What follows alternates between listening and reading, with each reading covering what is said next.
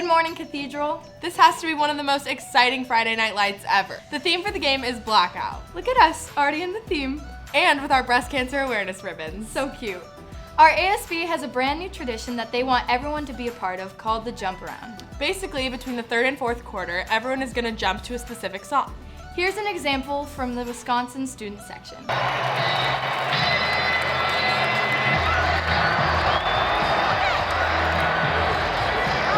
I can't wait to see Los Locos do this. Same.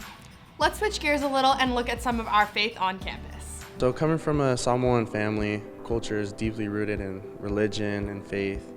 And so a little bit about myself is I try to live each day under God. And what I mean by that is that I try to be 1% better than the person I was the day before. But I'm perfect by no means. So I try to show that I'm a follower of God through my actions more than my words. I try to carry that onto the field. In my personal life, I definitely will turn to God if I'm needing some guidance or help with anything. At our cheer practices and before our games, we always do like a group huddle and we always do a group prayer. We say the school prayer and we do prayer intentions. Even with our coach who is not part of like the Cathedral like faculty, like we still do it with everyone, and it's like it helps build our team bond with like God and with each other. So I think that like my faith has impacted my athletic career because before every game, me and my whole team come together and we kind of pray and we set our intentions for a game and who we want to play for. And then also when something is going on with any of the people on our team or our coaches, we kind of all come together as a whole team, like all three of the teams all come together and we pray and just make sure that if anything bad is happening, that we all kind of come together. We are so grateful to have such a strong community of faith here. Now to highlight the speech and debate team, here's Abby. In an auditorium just like this one, Cathedral's speech and debate team competed in the first league competition of the year this last Saturday. Let's hear from Sam Krieger, the leader of the speech and debate club, to tell us a little bit more about his team. So Sam, tell us about how a debate normally goes.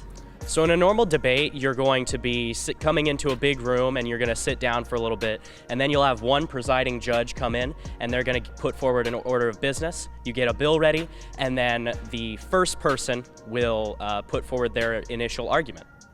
Okay, great. So what are some of the events that the speech and debate team do? The speech and debate team competes in a wide variety of different events, ranging from Lincoln Douglas to mock Congress, over into the speech events where you have dramatic interp, humorous interp, impromptu, and plenty of others. Which of those events is the most important? I'd say that the most important event we participate in would probably have to be the impromptus. Impromptu speeches are when you get a prompt right before you go up to speak and you have to, on the fly, come up with a speech. It really teaches people the value of formulating speeches well, and especially helps with your delivery. And how do you prepare for those sort of events?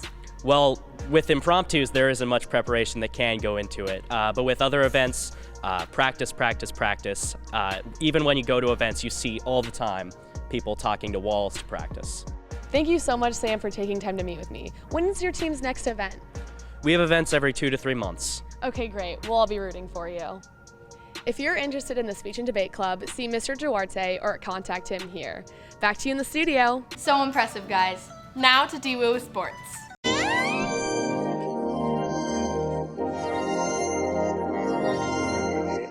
What's up, y'all? It's DWU, back on your weekly Cathedral Catholic television program.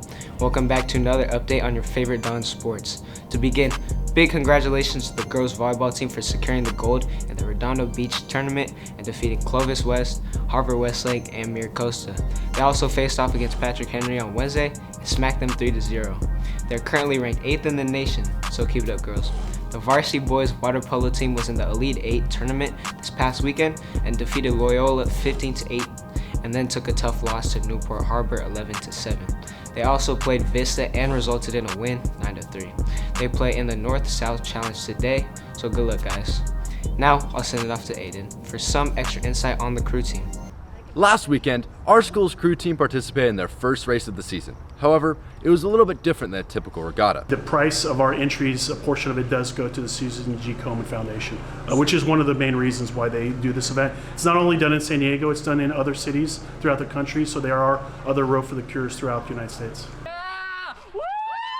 Play the bow together, up and in, ready up. Slide it to bow. Race was pretty solid. I think we did pretty well time-wise. Held a good rating, held good splits. Turns were a little difficult, especially the recoveries, but we did pretty good overall. I think it's personal for many. I know that some of the parents have had breast cancer, including my wife. So it's actually it's great to be able to participate on something like that in a small part, be able to contribute to it. Ultimately, both the boys and girls team had great results in all of their races and did their best for raising awareness and fighting breast cancer. It's a good barometer to see how well we're doing, how fast we're moving. We had a couple of boats that had the fastest times we've ever had over the distance. It was great to see the Varsity 8, the Varsity Quad, the girls Varsity 4 do really well. At the end of the races, the boats actually get close to shore and they have medals that are put on them as a recognition of their participation, which is great. Great job to both teams. Back to you, Bella and Ava. 1, 2, 3, done! Thanks, Aiden. To continue, the field hockey team did an outstanding job on Tuesday and shut out University City 3-0, and the girls tennis team lost to Scripps Ranch 11-7. A quick announcement, senior night for the girls volleyball team is taking place next Wednesday, October 20th at 5:30 p.m. at home. Make sure to come out and support our amazing seniors and volleyball team. You already know what today is. It's Holy Bowl against Saints. Don't worry, we've got this game in the bag, with Lucky Sutton as our running back, averaging 4 touchdowns a game and 140 yards rushing. Also, we have Rex Haynes averaging 50 yards, along with D. Wu averaging 35 yards as wide receivers. We are sure to run all over Saints. Defensively, we also have Tano Latuli, who averages 12 tackles a game, and Harmon Saff, who also averages 12 tackles a game, as our outside linebackers, along with Sean Kagan and Victory Johnson as the middle linebackers, both averaging 12 to 15 tackles a game. Trust me, Saints won't be able to get through us. On the Saints side of things, Grayson Halton is someone to look out for. In total this season, he has 55 tackles as a tight end. That's all for now. Make sure to show some pride tonight. Hey Dons, it's Brooke back with Social. Last week we asked you all whose pumpkin was your favorite, and no surprise, Dew won. Make sure to be following us on @DonsNews for all Cathedral Catholic updates. Now let's go find out what happened to Lauren and Jacob. Breaking news. Students in the area have been having record-breaking absences.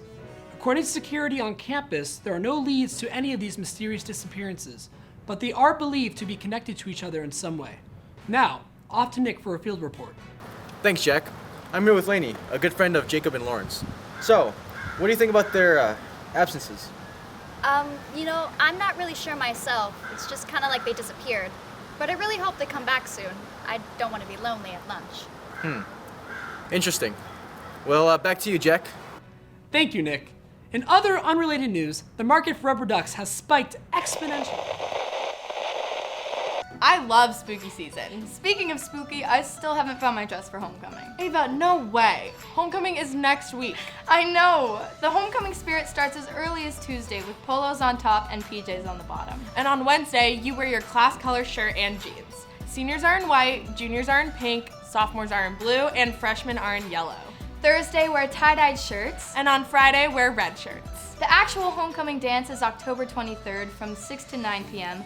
on campus for juniors and seniors only. No ticket is necessary, just show your ID at the entrance. Dress code is going to be posted on class Schoology groups and the weekly newsletter. Remember, we don't have school this Monday. Have a fabulous long weekend, Dons, and we'll see you at the game!